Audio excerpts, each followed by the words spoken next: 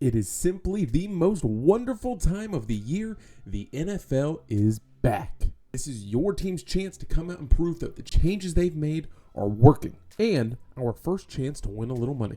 We'll go through every game, every weekend, and give you our winners, straight up winners, and we'll give you our best bet or lock of the week. If you like this video or enjoy the channel at any moment in time, please just consider giving it a thumbs up and subscribing to the channel. Without further ado, let's get straight into the games. All right, today's video, we're going to be using the Draftkings lines. Again, not necessarily betting, over, unders, point spread. We're just going to give you our straight up winners of who we think is going to be winning each game. Kicking things off Thursday night is the Kansas City Chiefs and Baltimore Ravens. Both of these teams have added an immense amount of talent in the offseason. The Baltimore Ravens add Derrick Henry into the backfield with Lamar Jackson. And on the flip side, the Kansas City Chiefs give Patrick Mahomes, Xavier Worthy, and Hollywood Brown, potentially, to match up and pair with Travis Kelce and Rashee Rice. Kansas City started last season off on the wrong foot. I don't think they stumble again out of the gate. Baltimore is good. They'll probably win the AFC North. But right now, week one, I've got to give it to the reigning champions, the Kansas City Chiefs. Next up, game in Brazil.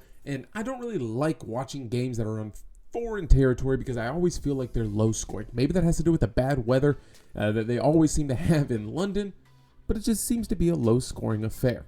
We don't know if the Eagles' fallout at last season, ending the season 1-7, is for real.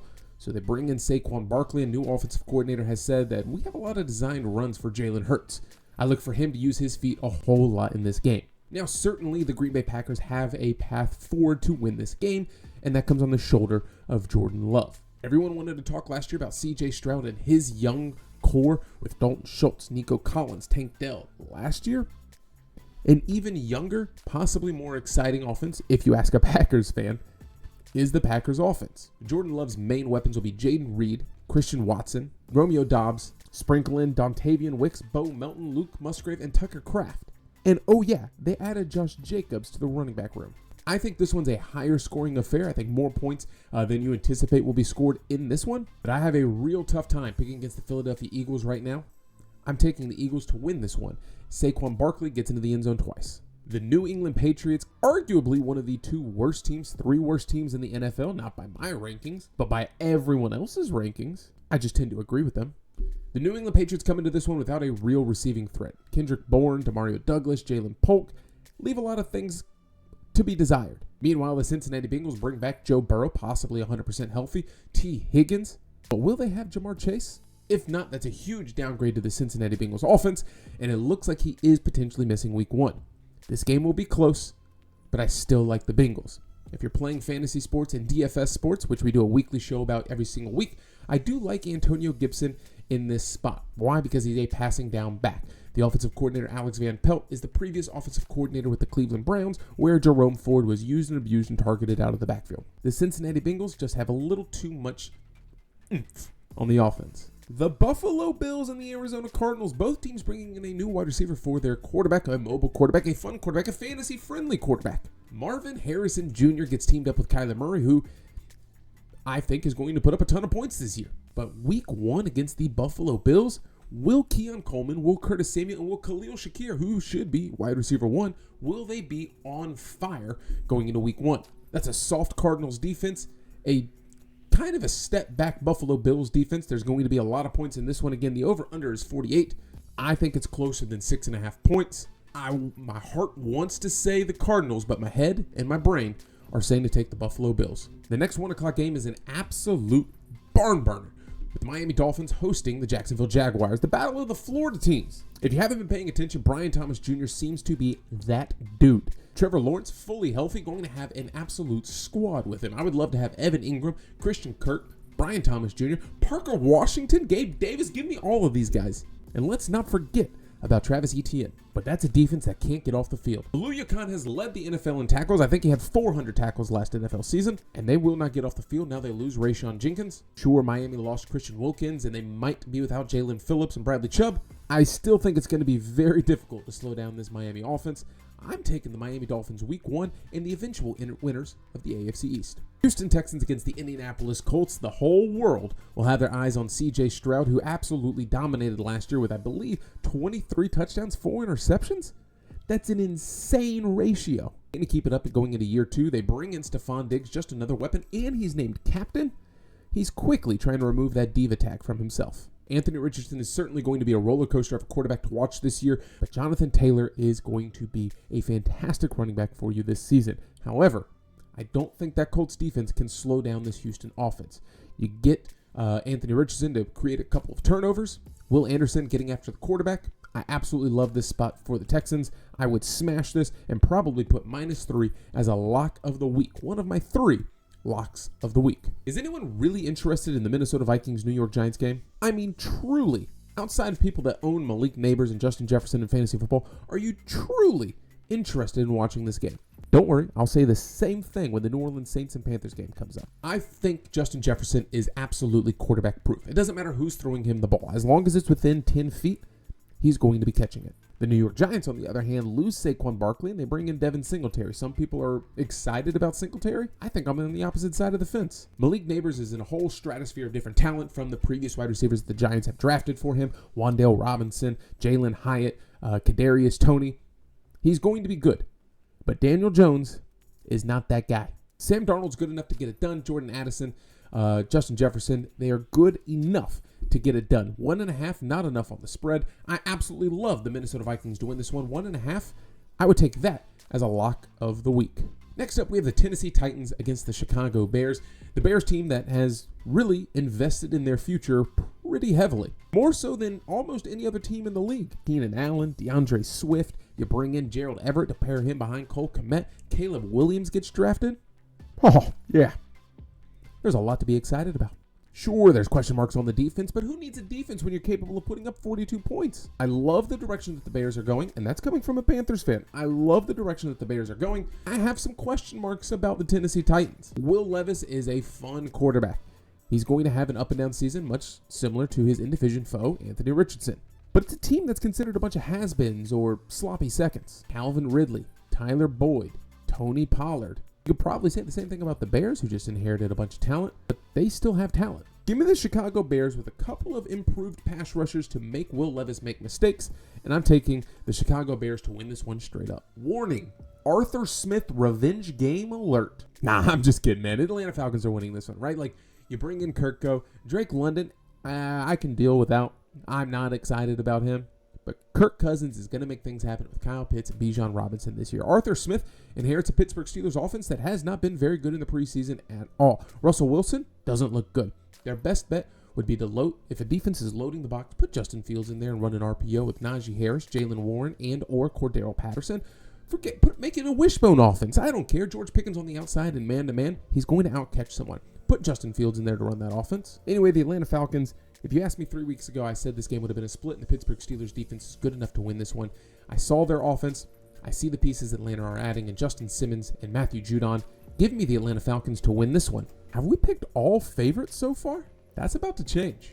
They always say the most important thing is to bet with your brain and not your heart, and I cannot do that. The Carolina Panthers are heading down to New Orleans. Both of these teams are pretty abysmal if you ask me. Some people want to say the Saints are going to win 7-8 games this year. I think both of these teams are capable of winning 4 to 5 games. There hasn't been a lot to write home about from this Panthers offense in the previous 3-4 years, and frankly, for the Saints, I don't know if there's a lot to write home about this year. The offensive line for the Saints has not looked very good. Jadeveon Clowney, paired up against Trevor Penning, I think can get Derek Carr into some trouble. Meanwhile, on the flip side, Carl Granderson, going up against Ike Ekwonu, should have a feast of a day. Or you just put Cam Jordan over there, and even though he's 114 years old, he can still get the job done. New head coach Dave Canales hasn't revealed his real playbook. I think that plays to their advantage. I think the Carolina Panthers are able to pull off the upset week 1 against the New Orleans Saints by containing Alvin Kamara and forcing Derek Carr to utilize his weapons. What weapons? Whatever you can find behind Chris Olave if you want to consider Shaheed and A.T. Perry weapons for this offense. Former head coach of the New Orleans Saints, Sean Payton, gets the wonderful honor of traveling to Seattle to take on the 12th man in the Seattle Seahawks. New offensive coordinators come from the University of Washington, where they spread the ball, throw the ball, and they are very successful at doing so. I think Geno Smith is in for a very big year. If you're not investing in DK Metcalf and JSN, you need to catch up pretty quick. And not to mention Kenneth Walker, who's one of the more efficient backs in the league last year. There just weren't enough touches to go around. I think that efficiency shows this year. The Denver Broncos are getting good. I don't know if week 1 is when I'm considering ready to say it. Still have question marks about the wide receiver room behind Cortland Sutton. Javonte Williams could have a decent game, but the Seattle Seahawks offense just has too many weapons to slow down. Keep in mind that Denver defense loses Justin Simmons and Josie Jewell. Alex Singleton can only tackle so many people. Surprisingly enough, I am excited about this Raiders-Chargers matchup. You might be asking yourself, Bradley, that's a dumb thing to say, and it is. But I'm excited. Justin Herbert showed many times last year without Keenan Allen, Mike Williams, and Gerald Everett, who are often injured, that he can win without them. Jalen Guyton, Joshua Palmer, Donald Parham Jr. needed to be his weapons. But now you bring in Coach Harbaugh, who wants to be a run-first offense with J.K. Dobbins, Gus Edwards, and Kimi Vidal. Well, the Raiders are kind of building to defeat that. You beef up the middle with Christian Wilkins and Robert Spillane tackling everything left and right all over the field. I don't like the Raiders offense. I don't want to pick the Raiders. Offensive coordinator Luke Getsy comes from a bad Chicago offense where they run the ball and they can't pass it. I don't think they're going to be super effective with Devontae Adams and Brock Bowers because they're not throwing it enough to them. But offensively, I don't think the Chargers can score enough points week 1 against the Raiders. Give me the Raiders. Give me the +3 as my third lock of the week. It pains me to say that, man. Mustache Minshew Mania is alive and well. Dallas Cowboys are traveling to the Cleveland Browns, where you have Deshaun Watson with another sore forearm. Amari Cooper and Jerry Jeudy should have a pretty decent year. Jerome Ford is going to once again feast out of the backfield as he did on occasion last year. I think people are overhyping and overplaying the success that he had last year under Alex Van Pelt, the offensive coordinator. This Cowboys defense is a little bit different. Sure, they lose Dan Quinn, but they're still the same players. They're still very good. If you get pressure in Deshaun Watson's face, he's going to make mistakes. They have the defense in place to slow down CeeDee Lamb and Dak Prescott, but they're able to do enough to get it done. This one's going to be a little bit of a lower scoring game than people even anticipate at 40. I'm thinking this is going to be 17-20 in the favor of the Dallas Cowboys. Only 3 more games left on the docket. And again, another chance. If you like this video at any point in time, give a big thumbs up to the video. Subscribe to the channel again if you've enjoyed it. Or if you want to go above and beyond in support of the channel, I have a special gift for you. I've partnered with gambling.com to give you some of the best in-class promotions in the world. I truly mean that, in the entire world. They take all of the hard work out of it and give you the best promotions available in your state. If you're a state where gambling is legal, it's going to show you the best promotions that are going on. Bet $5, get $100. Deposit $25, get $200 in free bets, etc. Those options will automatically be pulled to the top in the best order. Now you might say to yourself, I don't have sports books in my state. I can only play Draftkings or Player Picks, Vivid Picks, Draftkings Pick 6, Draftkings Fanduel. It's all there. Click the link down below or use bookies.com/allaccess. Again, that's down in the description below and in the pinned comment. Click it. It's going to find you the best promotions that will work for you. Take advantage of it now before the promotions are gone. Load up on your wallets as far as you can because they're not going to last forever, and you can be playing with house money the entire NFL season. So go. Take advantage of some free bets, and I'm very appreciative of my partnership with Gambling.com. Washington Commanders get the Tampa Bay Buccaneers. Washington Commanders with a new offensive coordinator in Cliff Kingsbury, paired up with Jaden Daniels. Funny enough, a very freakish athlete, although thin, a freakish athlete at the quarterback position with one main target, Terry McLaurin. But I wouldn't be surprised if Zach Ertz surprises some people even at 33 years old. The Tampa Bay Buccaneers won the NFC South last year, and a lot of people are thinking they're going to take a step back because they will lose, potentially, to the Atlanta Falcons, and they lose a lot of their offensive coordinators heading over to the Carolina Panthers. But the offensive players for the Bucs don't seem to be too worried. If you give this game a bird's eye view, Mike Evans scoring a touchdown, 14 of them, which he got last year, I think you can almost just put easy money on that in one of those previously mentioned sports books. But don't be shocked if the player of the game is Jaden Daniels going up against a Tampa Bay Buccaneers defense that absolutely struggled on the outside against wide receivers. They're good against the run, bad against the pass. This is going to be a shootout. I would slam the over 44, but I'm still taking the Bucs offense against the Commanders defense. Before I'm taking the Commanders offense, very new and will be good by the end of the year, but a very new offense against a Tampa Bay established defense. 2 games left with the Sunday night and Monday night games. The LA Rams going to Detroit, where Matthew Stafford could be getting a potential second revenge game against the Detroit Lions. Can you slow down Amon Ra? Can you slow down Jahmyr Gibbs if healthy? David Montgomery, Sam Laporta, Jameson Williams, possibly the biggest storyline coming out of Lions camp. Cooper Kupp entering his 31, almost 32-year-old season. Puka Nacua, emerging star. Is it going to be Kyron Williams? There's a lot of question marks, but in a very good way for this Rams offense. Again, it's going to be a high-scoring game. I don't have to tell you that. Even Vegas knows it's going to be a high-scoring game. But the Rams defense is going to look a little bit different this year. Because of that, I'm taking the Detroit Lions. They're good enough to get a couple of stops, and I think that's exactly what they do. Matthew Stafford's going to go out, try and overproduce, and that could get him into trouble. Give me Jared Goff to start the season out hot once again. And finally, one of the biggest games of the entire week falls on Monday Night Football, as it should.